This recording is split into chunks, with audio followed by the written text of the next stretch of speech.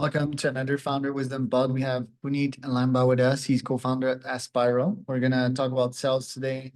We're gonna talk about Puneet's time as a founder in residence, which I have interest for. Puneet's background and everything in between startups. I see that we're both member at Hype CSL or however that's called by my mentor Justin Michael. So eager to talk about GTM and all of these things. So this podcast is brought to you by podfire.com. If you want to start your own podcast and scale, monetize the unconventional way, you can go to podfire.com.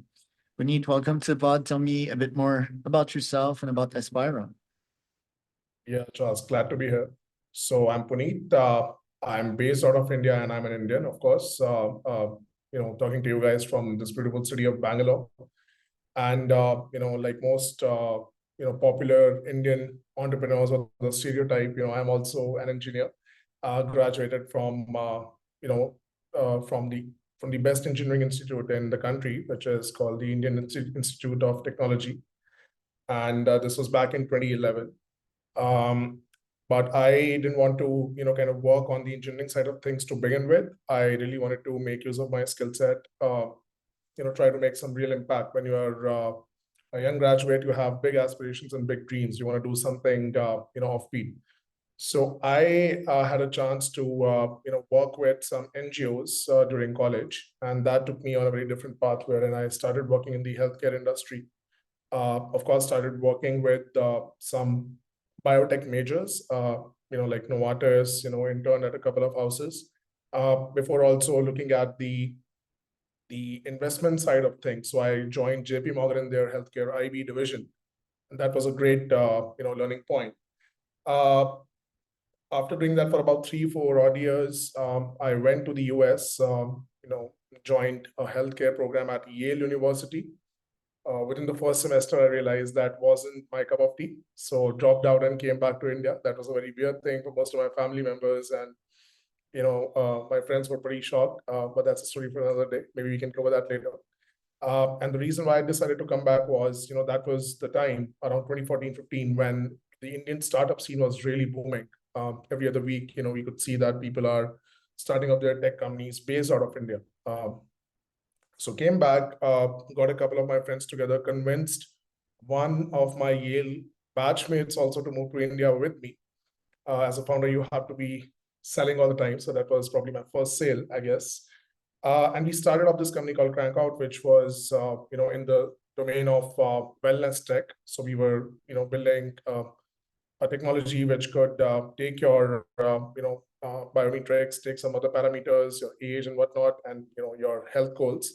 And it could come up with a grocery plan for you, or what sort of eatables you should be focusing on, what sort of workouts you should be focusing on. And our app used to connect you with the vendors and the coaches and whatnot nearby you. So that did pretty well. We scaled it up to a reasonable level, across the city of Mumbai, but we couldn't really achieve, the kind of scale that we had expected after doing that for around 2.5, 3 odd years, because that was still a pretty new space for India as a country. Indians look at everything that's presented as, healthier compared to, let's say, Indian food or, Indian way of living. So there was a lot of barriers there. Customer education was a big cost. So that was a big learning. I think the timing was off. I think if we were to do something like that right now, it would be, a completely different story. But anyway, did that. And while I was at it, I was also selling a lot to B2B partners, got some really famous brands like Uber, RideBite, Gold's Gym, etc. on board. And while I was at it, I saw the problem statement that we are kind of trying to solve with Spyro right now, which is in the realm of sales coaching, or coaching for interpersonal skills, but in an applied business setting. So that's kind of like, the long and short of the past decade of my career. Right. Well, quite interesting. How do you use your engineering background in your day-to-day? Like, how does your brain think in different way to solve sales problems? Well, that's an interesting question, I guess. So if you take the problem statement that we are working on right now, me and my co-founder, both of us, really clicked together because we come from typical Indian middle class households. Our communication skills or soft skills were never really, at the top level. If you have to crack jobs in investment banking, or let's say, doing consulting at a McKinsey or a BCG, you got to really be able to present your ideas and, your thoughts in a certain way. But we were always kind of underconfident on that front. So we had always, felt that, there was a lot left wanting when it comes to the articulation side of things, or just the broader soft skill side of things. And we also saw that the problem, this problem of interpersonal capabilities is increasing because now, we are all slaves to our smartphones and devices, right? So in many ways, it's a technology created problem, right? So we were very excited about, how we could use upcoming technologies like, AI or blockchain to solve for the problems that those technologies may have, kind of led to. So back in 2019, 2020 is when we started researching how we could build some soft skill coach, kind of interfaces using purely AI. Back then, GPT-2 was kind of the talk of the town. Not many people in even SF circles were aware of that or were working on that. But my co-founder is a big guy when it comes to machine learning, so he was aware. We started exploring. And so, to answer your question pointedly, how we are kind of using our engineering capabilities on a day-by-day basis.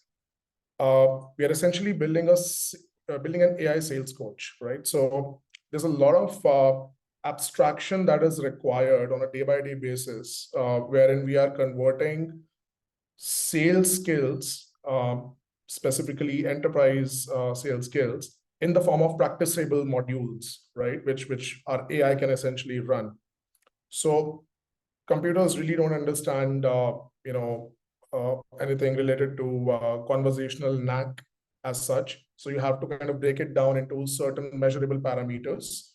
How do you quantify something like empathy? There's no established science around that, but at least you can parameterize empathy to a certain level in a conversation, right? So that is where the engineering aspect or the engineering expertise, so to speak, comes in. And so we are always working on converting all those sales factors into measurable pieces or practicable pieces. How do we convert those abstract ideas which have always been elemental to human progress into an AI friendly or software friendly format? Right. I see you often talk about your AI on your LinkedIn. Do people really only buy from people? Because I see you shared a post from a guy. I would ask him, like, what is your definition of people, and how come an AI couldn't be a person? I wouldn't see any reason why a human wouldn't buy from an AI, and I'm already getting tons of responses from my AI campaigns on the front end. Now the closing part is a bit more, difficult, and the technology needs to get there. But what's your stance on that? Lead gen from an AI perspective and closing from an AI perspective? Well, that's a great question. See, in my understanding, people have always bought from technology, so to speak. Like think of newspaper classifieds, right? I mean, they have been there for hundreds of years now. It's a representation of a human thought or a human pitch, and people would respond to that and contact the person, and a deal may happen. A deal could have happened, right?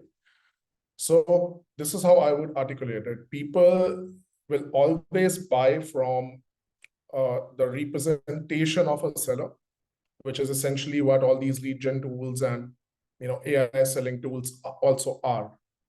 But another critical component of sales is trust building, right? If it is, if it is a transaction which is above and beyond a certain ticket size, let's say a certain dollar value, 20, 30 grand, 50 grand, then trust becomes super important. And that is when it's also equally important to have another person on the other side, because there's that level wherein, the level of risk that we are willing to take, we would like our vulnerabilities to be addressed by somebody who's also, kind of somewhat vulnerable on the other end, right? So I don't see multi-million-dollar deals happening between humans and AI, for instance, right? So if I have to put that in one sentence, humans will surely, buy or at least set up meetings or maybe do low ticket size transactions, where AI is the seller. But, for certain kinds of deals or higher stake deals, you will always need humans to come into the picture and play a part.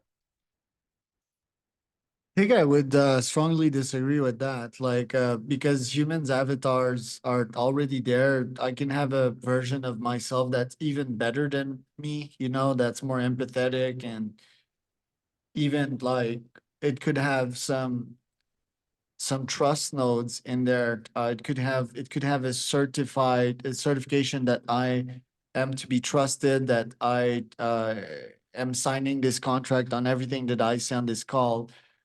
Humans are, uh, well, I mean, we have qualities, but a lot of humans are not trustful. So even if you speak to the Charles that's right now, my AI avatar could make zero claims of zero bullshit, basically, and could be even better than that me at that, could have a bunch of certifications too, and you can have some certainty that dealing with this avatar could bring you XYZ results.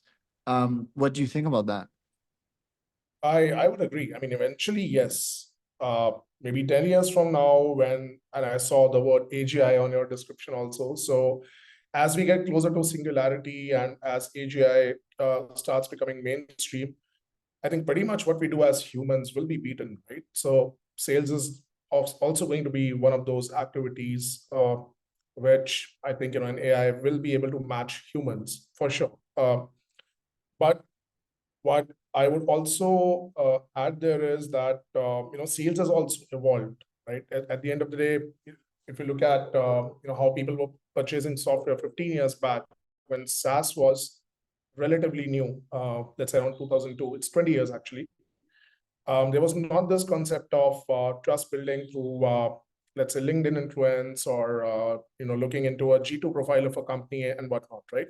So while we may be speaking with, an AI version of a person, or we may be engaging with their content, responding to their emails and, kind of liking them, we'll still kind of do our own diligence, or maybe we may request them for referrals, right?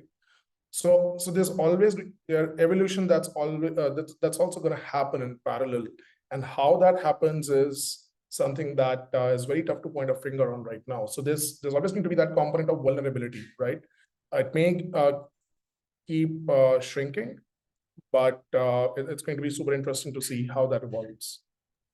Right. I can think also of human memory. It's not that, yeah, we're like emotional creatures and we love to make claims because I don't know, we feel excited or we just had food's about to come, or we just had a big payday and then we make all these claims. It's also like the memory, right? Like we forget things.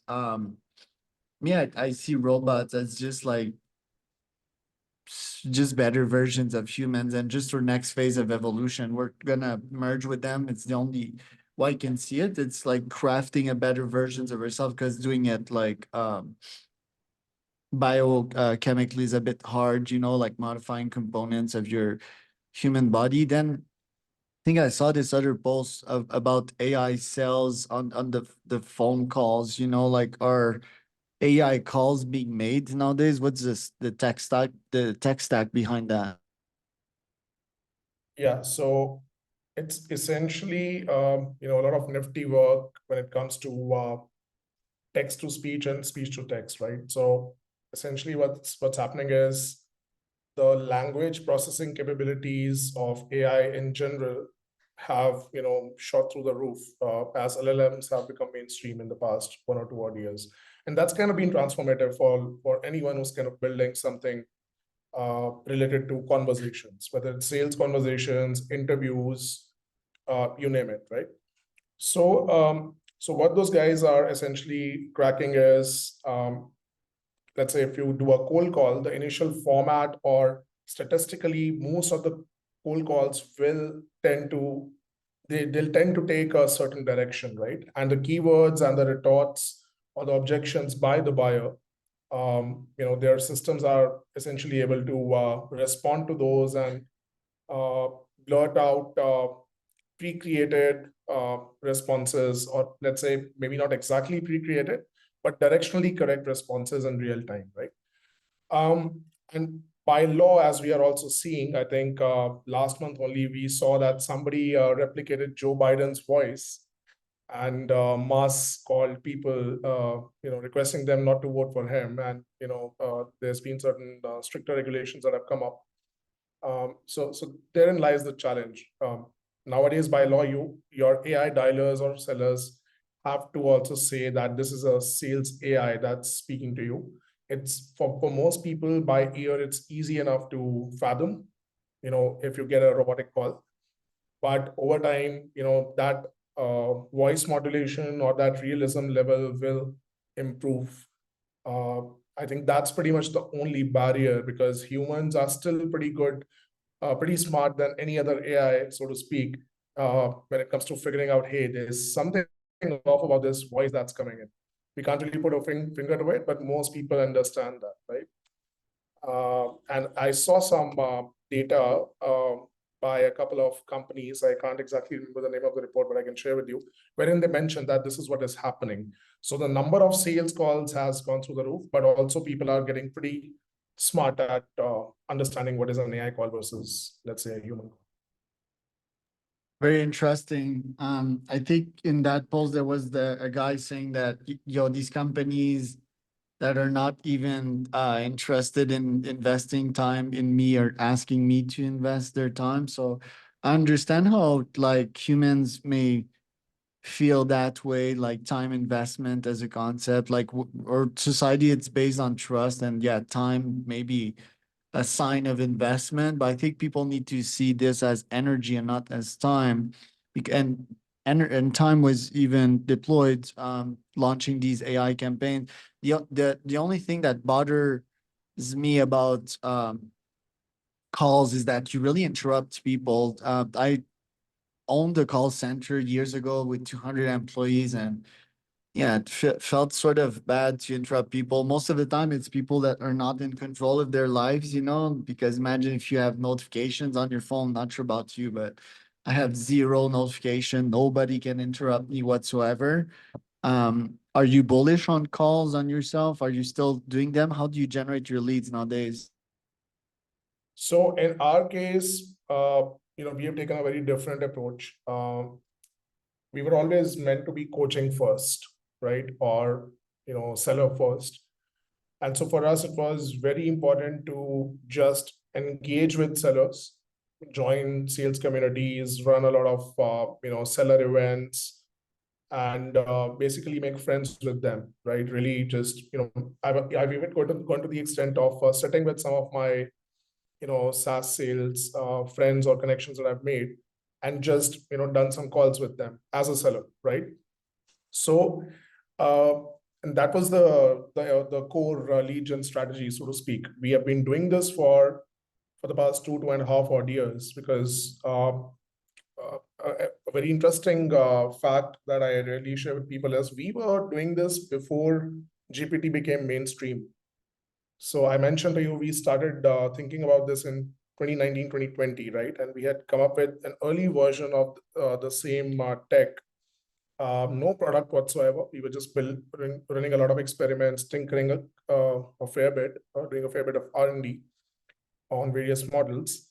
And we had done something using technologies like RASA and whatnot. I will not get fit, more technical than that, which clearly did not seem, as human as modern LLMs do. But what we started doing right then and there, as any startup should do, is collecting a lot of feedback, right? So we have been collecting inputs from sellers for the past 3 odd years, even 1 year before, let's say one and a half odd years, even before LLMs became mainstream, so to speak. And if you have been really following the entire sales tech evolution, because I'm sure you do, you have your own lead gen practice, and you're also an influencer. you also talk about that a fair bit.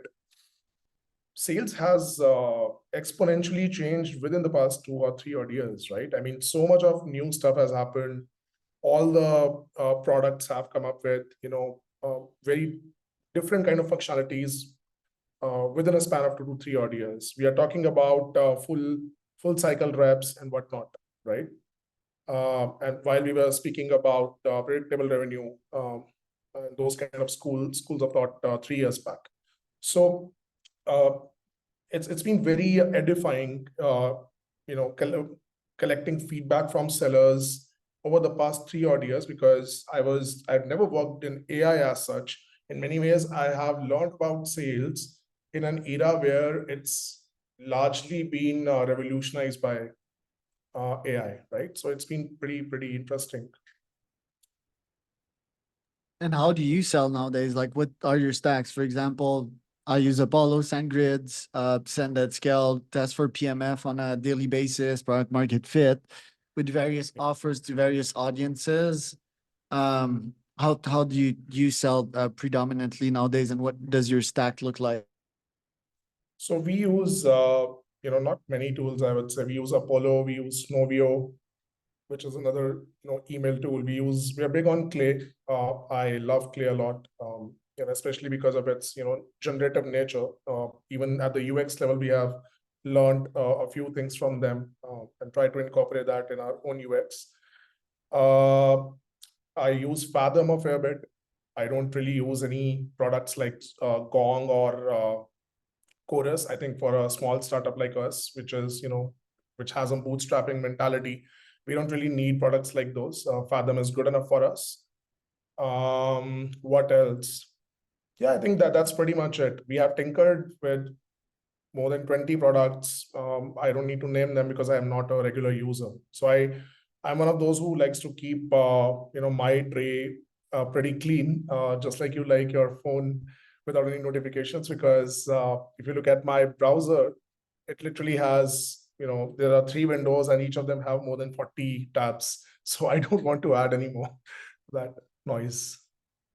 Yeah, I'm the same. What objectives do you have in front of you for this year?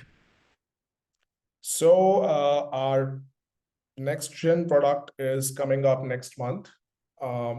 We floated a very basic role play product last year. So we are building a AI role play based sales onboarding and improvement product, right? Focused on B2B sales teams. And in India, we have this conference called SaaS Boomi, which is India's biggest SaaS conference, similar to SaaStr back in the States.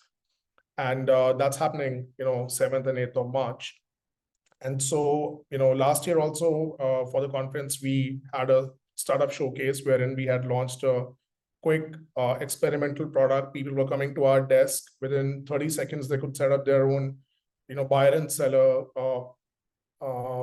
specifics, and they could do a quick role play, and people really loved it, right? So the product that we are releasing now, we built on top of that, feedback that we received, and we, kind of also we released a couple of intermediary products. So a lot, is expected from the one that we are releasing next month. So for my annual goal, the idea is to hit a magical number. When it comes to revenues, I think we already have a pretty warm list of more than 300 odd SMBs and enterprises included, some of the biggest in the country. Most of them are from India. Not many are from outside India or the US, and that's also deliberate because it's easier to experiment on a product like this, sitting in India. But yeah, I think we would hope to hit $1 million in revenue if we can crack it. But that is saying a lot, because that puts you in a certain magical spot when it comes to SaaS. Most companies are not even able to hit that within their first year. And I think essentially revenue is easy, but quality revenue or recurring revenue is much tougher, right? So that's the goal. I think you would understand. Who better than you to understand that? Right, fully understand. Puneet, where can people find out more about you online? So follow me on our LinkedIn and on Aspyro's website, which is letsaspyro.com, letsaspiro.com. We'll be starting with a newsletter there shortly. So you can get to learn a lot more about upcoming sales tactics, how are some of the best sellers across the globe, cracking big deals, and what is happening in the world of sales coaching. There are a lot of experts, much like Justin. Justin is also a guru to me, right? So Justin and people like Josh Brown and all these guys, whatever they are thinking of, whatever because those guys are really the scientists of sales, right? So you can actually incorporate all of those within your Aspyro interface. You can actually quickly say, hey, I want to practice Josh Brown's Poke the Bear. You can actually lay out the criteria, right? So you can practice for that. So you will be able to get that kind of information, through our newsletter and on our LinkedIn. Yeah, that's where you should be, following us.